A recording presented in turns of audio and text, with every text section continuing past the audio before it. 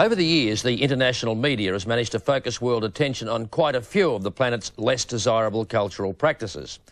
The exploitation of child labour in India and Pakistan's carpet industries is one such example. For centuries, nimble young fingers have been exploited to weave beautiful carpets, more often than not in conditions of near slavery through bonded child labour. More recently, though, a worldwide campaign to stamp out this disgraceful practice has hit India's export trade in carpets pretty hard, forcing the manufacturers to rethink their position. Their response has been to introduce a registration certificate, rug markets called, that claims to be a guarantee that no child labour has been used in making carpets bearing that particular label. Point being, is it working? Here's New Delhi-based ABC correspondent Edmund Roy. Varanasi, India's holiest city where the sacred and the profane mingle with practiced ease.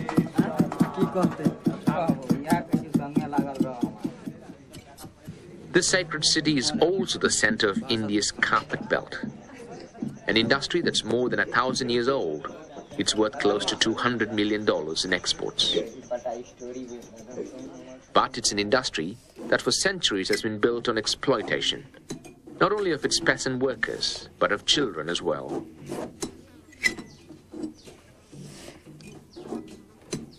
Pintu joins his best friend Ramesh on his father's loom, and every day he breaks the law.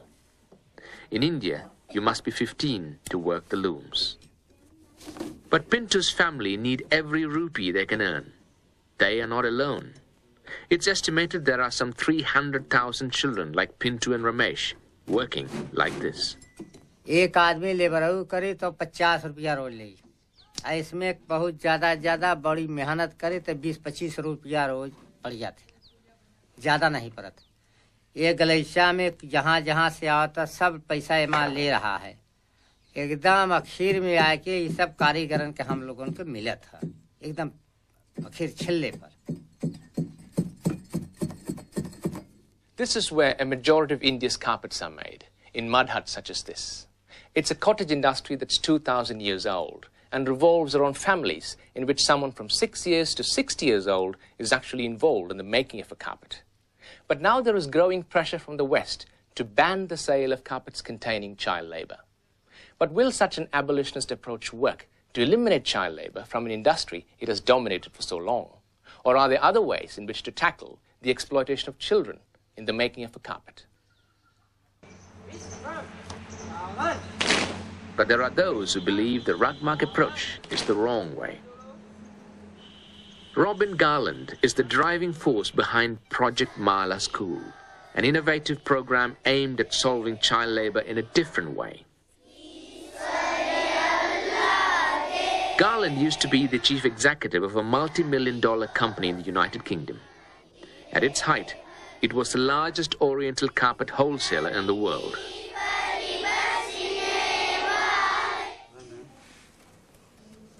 In the early 1980s, his company was accused of selling carpets that used child labour. Today, he spends most of his time trying to solve India's child labour problem through education and work.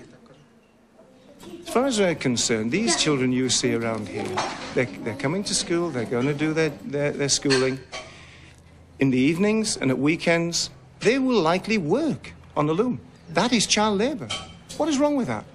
It is only where the child is doing weaving to the exclusion of his education that it is wrong. Namaste, namaste.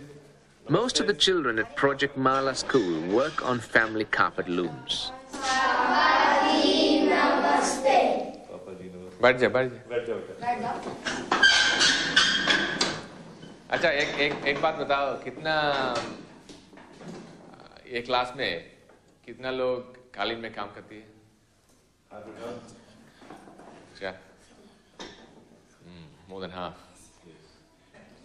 Among those who have been helped by Robin Garland's approach is 11-year-old Pintu and his best friend Ramesh. 2 years ago, they didn't go to school. Now they are learning to read and write, as well as learning the craft of their ancestors. Okay, मात्रा। और सुबह school जाएंगे जी, और 4 बजे तक वापस आ जाएंगे ना जी। उसके बाद यही काम करेंगे आप? नहीं, अब पढ़ते हैं। पढ़ते हैं। जी। और कब काम करेंगे? शाम को। शाम को। कितने घंटे? 4 घंटे। अच्छा, तो जब बड़े होगे तो वो भी काम करते हैं या दूसरा काम करने के सोच रहे? सिलाई उलाई मशीन सीखना है। मशीन सीखना है जी। Under the Indian Constitution, all children are supposed to be guaranteed an education. But there is no real implementation of this policy, and many children are dependent on NGOs like Project Mala. There is no doubt that stopping child labor is not easy. A label like rugmark may help soothe the conscience of Western consumers. But there are very few carpets from India on which children have not worked. Project Mala recognizes this and believes that work and education has to go hand in hand. But unlike many in the West, both these organizations realize that for now, child labor can't be completely eradicated. Edmund Roy there, and a practical approach to India's carpet kid problem. Combine it with schooling. On the face of it, it certainly makes sense. That's it for this week. Next Tuesday night, a rare insight into the underground trade unions in China. See you then.